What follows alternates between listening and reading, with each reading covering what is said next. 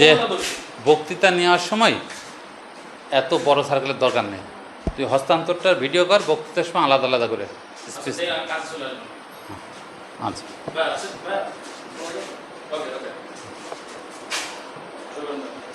দীর্ঘ 30 বছর অর্থাৎ 3 দশক প্রায় 3 দশক ধরেই, আর 29 বছর হলো কণ্ঠবিথী আবৃত্তি নিয়ে কাজ করে। শুধু আবৃত্তি নিয়ে কাজ করে না, একাধারে সংস্কৃতি চর্চা নিয়ে কাজ করে।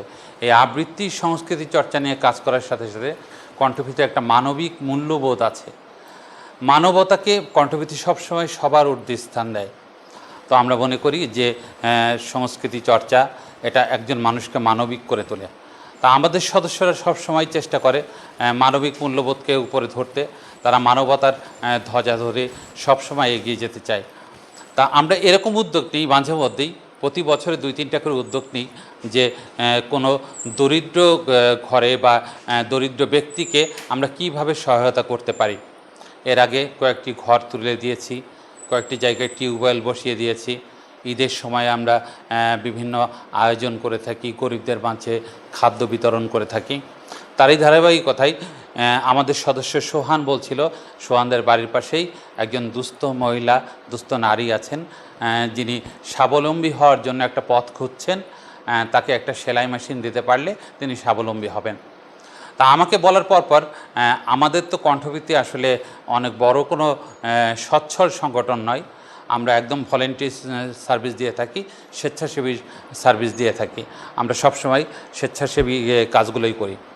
তা আমরা যেটা করি সেটা হচ্ছে যে আমাদের যে প্রাক্তন সদস্যরা আছে, যাদের এখন হয়তো কণ্ঠবিথীতে সময় দিতে পারে না, কিন্তু তাদের অবস্থান ভালো, তাদের মনের অবস্থা ভালো, তারা সবসময় সহযোগিতা করতে চায়, এরকম কয়েকজন আমাদের শহীদ আছেন যারা সবসময় এগিয়ে আসেন।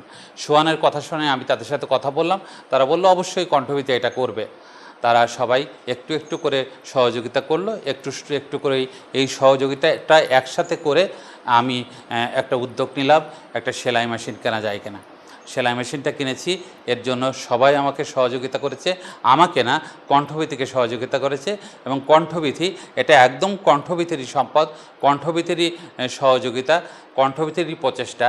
আমরা একজন মানুষের মুখে যদি হাসি ফোটাতে পারি, এর চেয়ে বড় সংস্কৃতি, এর চেয়ে বড় আবৃত্তি, এর চেয়ে বড় ধর্ম, এর চেয়ে বড় মনুষ্যত্ব আর কিছুই নেই। তাই যেখানেই থাকি, আমাদের যে শরীরটা যেখানেই থাক, তারা কণ্ঠবিথী, তারা মানুষের হাসি ফোটানোর জন্য কাজ করে যাচ্ছে, আমরাও কাজ করে যাচ্ছি।